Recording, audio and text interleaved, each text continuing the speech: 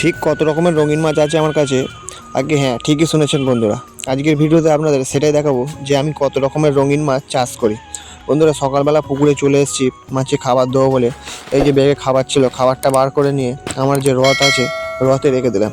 রথটা কাছে টেনে নিয়ে এবার আমি নেমে পড়লাম পুকুরে গিয়ে এবার মাছকে আমি প্রত্যেকটা নেটে খাবার দেবো। তো বন্ধুরা, সব রকম মাছ দেখার জন্য এক্ষুনি তোমরা চ্যানেলটিকে সাবস্ক্রাইব করে নিন, কারণ অনেক রকম রঙিন মাছ তোমরা এই ভিডিওর মাধ্যমে দেখতে পাবেন। তো প্রথম নেটটা আমি খাবার দিয়ে দিলাম।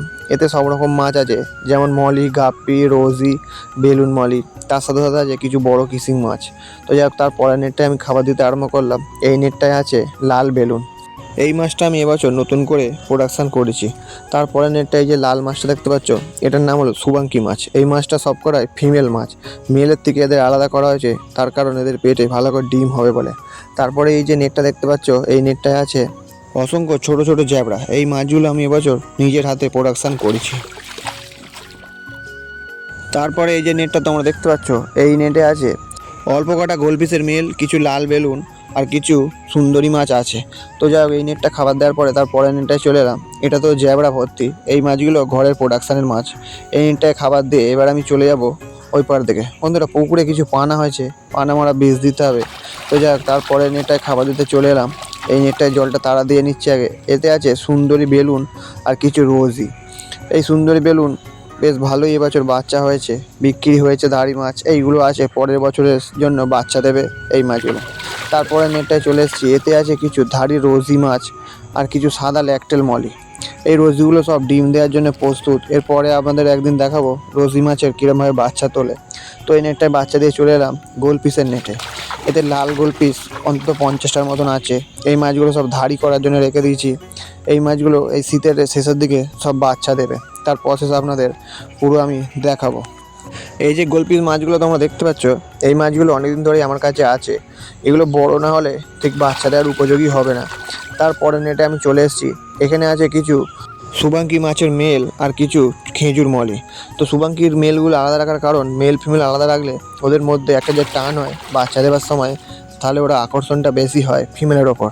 তারপরে নেটে চলে এলাম একটা জ্যাবড়া নেটে। এই নেটে জ্যাবড়া বেশ ভালোই আছে, একটু সাইজে বড় হয়ে গেছে। এগুলো বিক্রি করার উপযোগী হয়ে গেছে।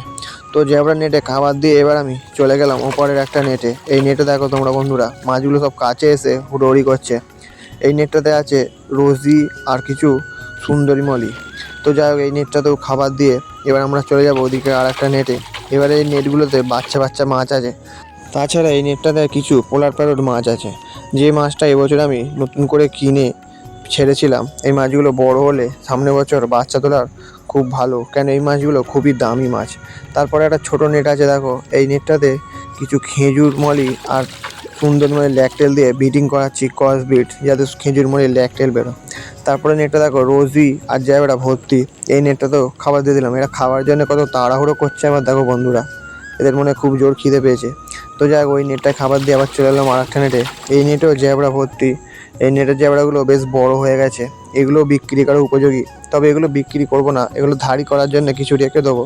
কারণ 3 রকম কালারের জ্যাবড়া আমার কাছে আছে, গোলাপি, হলুদ আর সবুজ। আর এবছর নতুন করে ব্লু জ্যাবড়াটাও আমি নতুন করে প্রোডাকশান করেছি। তো যাই হোক, ওই নেটটা খাবার দেওয়ার পরে এখানে কিছু সুন্দরী মলি আর সুন্দরী বেলুন আছে, সেই নেটটা তো খাবার দিয়ে দিলাম। তো সব নেটেই মোটামুটি খাবার দেওয়া গেছে। রোদ দেখেছ পুকুরে ভালোই পড়েছে। এবার আমি উঠে পড়বো, তার কারণ এবারে আমার বাড়ি চলে যেতে হবে। তো বন্ধুরা, আজকের ভিডিও এই পর্যন্তই।